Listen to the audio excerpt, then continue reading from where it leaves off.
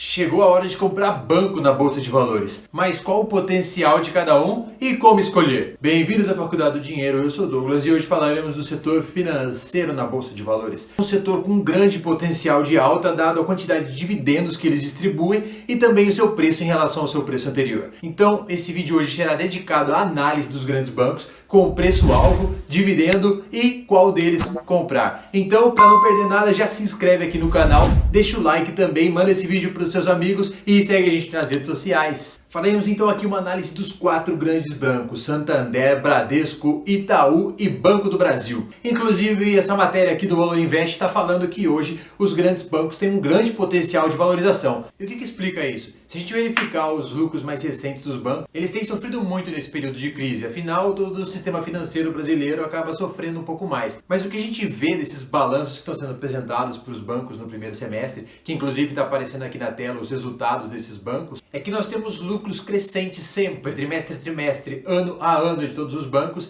e isso não deve ser diferente daqui para frente. A gente já vai abordar esse ponto, mas o que a gente quer dizer é que hoje os lucros dos bancos caíram muito por causa da provisão de calote que esses bancos têm feito. Como a gente está passando por uma crise financeira, os bancos emprestam dinheiro para pequenas empresas e para pessoas e eles já esperam que parte dessas pessoas vão acabar não pagando de volta esses empréstimos e financiamentos. Por isso eles já deixam uma parte do seu caixa alocado para provisão desses calotes. Ou seja, uma parte desse caixa já é alocada para que essas pessoas que não paguem não causem impacto financeiro no banco. E inclusive a gente vai mostrar detalhadamente no final do vídeo uma tabela com cada um dos bancos e os lucros e as provisões que cada um fizeram.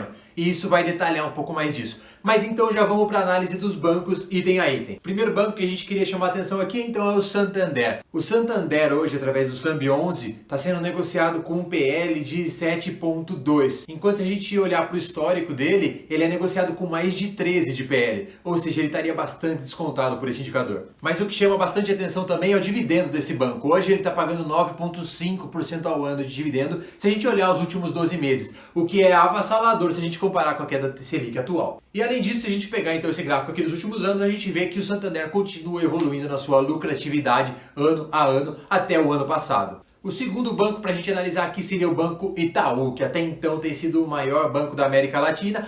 Hoje ele está sendo negociado surpreendentemente com PL, que é a relação preço-lucro, de 12 vezes na bolsa. E sabe o que isso quer dizer? Que ele já está sendo negociado na média histórica. Ou seja, se a gente olhar o PL, o Itaú hoje praticamente não está descontado. Tanto é que ele está pagando hoje um dividendo na casa dos 5% ao ano, o que é bem inferior aos demais bancos. Além disso, se a gente olhar o gráfico de rentabilidade, o Itaú tem sido constante nos últimos anos. Como ele é líder de mercado, é realmente difícil sustentar a liderança. Mas olhando para esses indicadores, a gente vê que Itaú hoje talvez não seja a primeira opção para compras de bancos. Que inclusive, se a gente olhar o primeiro semestre de 2020, a gente tem uma surpreendente notícia de que o lucro do Itaú foi superado pelo lucro do próximo banco que a gente vai falar, que é o Banco Bradesco. E foi visto que ele teve um lucro superior ao do Itaú no primeiro semestre de 2020 pela primeira vez.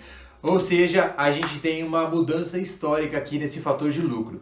E se a gente partir para a análise do Bradesco, então, ele está sendo negociado com PL ali de mais ou menos 11 hoje, enquanto nos últimos anos ele tinha sido negociado com média de 12 ou 13 de PL. Então ele está um pouco descontado. Mas com essa subida de lucro dele e pagando um dividendo na casa também dos 9% ao ano, ele também é uma boa opção de compra. E se a gente verificar a evolução de lucro dele, ele continua subindo. Inclusive a gente viu que no ano de 2020, durante essa crise, ele abriu mais de 2 milhões de conta. Ou seja, o Bradesco tem surpreendido positivamente em vários sentidos. E por isso ele pode ser sim uma boa opção. E por último, e nossa ação preferida de banco, temos o Banco do Brasil, que apesar de ser uma estatal, está bem presente digitalmente. Hoje o Banco do Brasil está sendo negociado com um PL surpreendente de 5,5, enquanto se a gente pegar uma média histórica, o PL médio que ele era negociado era na casa dos 8, ou seja, ele está bastante descontado ainda. Inclusive, as casas de análise já têm chamado a atenção para o Banco do Brasil, cada vez mais casas de análise estão olhando para esse banco, que tem um dividendo hoje razoável, ali na casa dos 5,5%,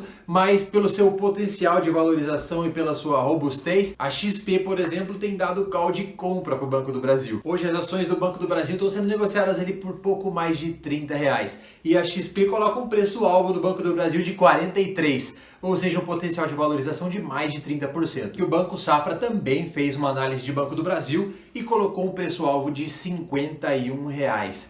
Ou seja, nós temos aí praticamente 50% de potencial de valorização. E além disso, uma outra boa notícia que se refere ao Banco do Brasil é que ele anunciou que vai voltar a pagar juros sobre capital próprio, que já será pago em setembro, então, para os acionistas que tiverem as ações, na casa dos 10 centavos por ação. Ou seja, a crise já está sendo superada pelos bancos e logo todos devem voltar à normalidade para pagamento de dividendos e juros sobre capital próprio, e isso deve chamar bastante a atenção do investidor individual, do investidor institucional, e deve cada vez mais figurar entre as carteiras. Então só o Itaú a gente viu aí que não está muito descontado, os demais bancos podem ser sim excelentes opções. Então se você tem algum banco ou se você vai comprar algum banco, comenta aqui embaixo qual desses bancos você tem ou qual você vai comprar e por quê, que a gente quer saber, tá bom? A gente vai trocar uma ideia aqui nos comentários. Mais uma vez, se você ainda não é inscrito, se inscreve no canal para ajudar a gente e segue a gente lá nas redes sociais. A Faculdade do Dinheiro fica por aqui e até a próxima.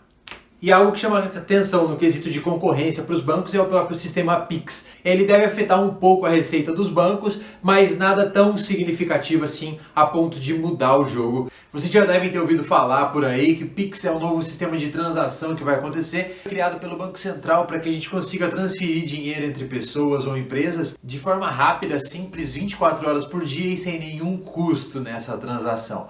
E além do custo, a gente tem a questão da facilidade que ele vai proporcionar. Agora você não vai precisar mais passar o número do banco, da agência, a conta corrente, CPF, nome, etc. Todas essas informações. Agora basta você ter ou o e-mail ou o telefone que está cadastrado da pessoa lá e o número do Pix dela. E você pode fazer essa transferência então qualquer dia na semana, qualquer hora do dia. E grande parte dos bancos, inclusive dos bancos grandes, já estão fazendo um pré-cadastro para você que já quer participar do Pix a partir de novembro. E para ver todos os nossos conteúdos, já clica nesse vídeo ou nesse vídeo aqui, tá bom? Então, excelente dia a todos e até a próxima.